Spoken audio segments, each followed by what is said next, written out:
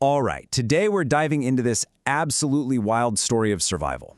It's about a fisherman who finds himself in a battle with, well, something he can't see on a ship that just will not let him go. Let's get into this whole terrifying thing. Okay, so what if your entire world just vanished in an instant? 1 second, everything's totally normal, and the next, poof, it's gone. That's the really creepy question right at the heart of this story. And for this fisherman, a guy named Eric, this wasn't some what-if game. Nope, this became his actual, inescapable reality. So let's kick things off. Picture this. Eric's out on his little boat. It's just another day on the water, you know? The weather's clear, sea's calm, but that's all about to get completely turned on its head. His whole world is about to start fraying at the seams.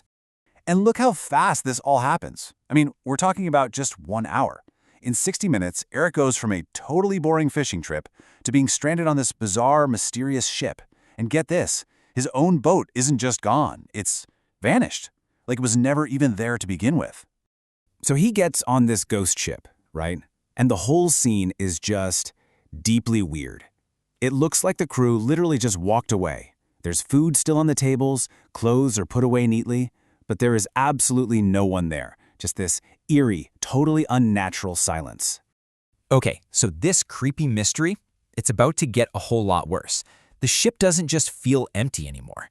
It starts to feel hostile, almost like it's alive and has a mind of its own.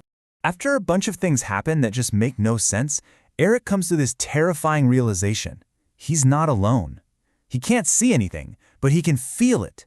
There's a presence there, watching him, messing with him, and it seems to be in total control. And then things get physical. Suddenly, violently, he's just standing by the railing, and bam, something shoves him hard. He just barely scrambles back onto the deck, totally shaken up, and for the first time, truly fearing for his life. Next, he goes into a bathroom, and right as he's inside, the heavy door just slams shut behind him. His first thought, oh, it's just the wind. Makes sense, right? Yeah, well, it wasn't the wind. He tries the door, and it's locked. From the outside, this was no accident. That feeling of being hunted just turned into the horrible reality of being trapped in a cage. And if you think that's bad, the threat just goes through the roof.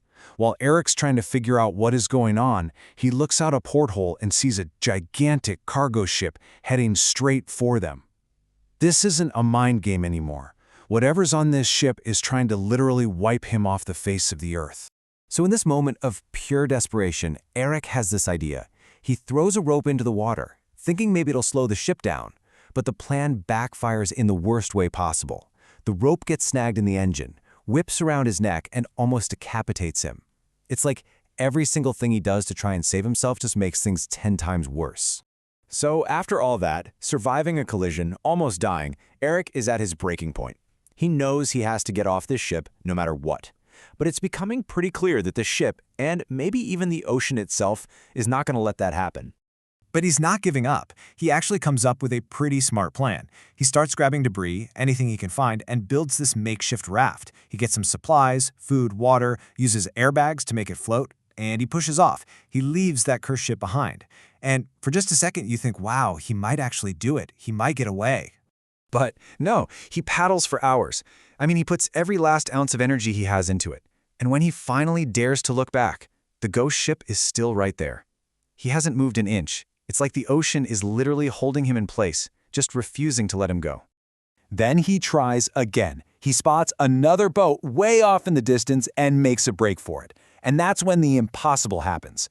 This dead, silent ship, its engine roars to life, and it starts chasing him.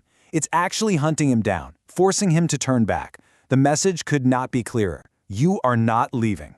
So, he's beaten, he's exhausted, he's forced back onto the ship, he's trapped again. It really feels like this is it. All hope is gone. But then, one last, tiny, desperate chance for escape appears. He gets locked in a room again, of course, but this time, he finds a small ventilation shaft.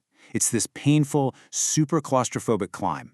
He's scraping himself up, inching his way through, just refusing to quit, even when the air starts getting thin.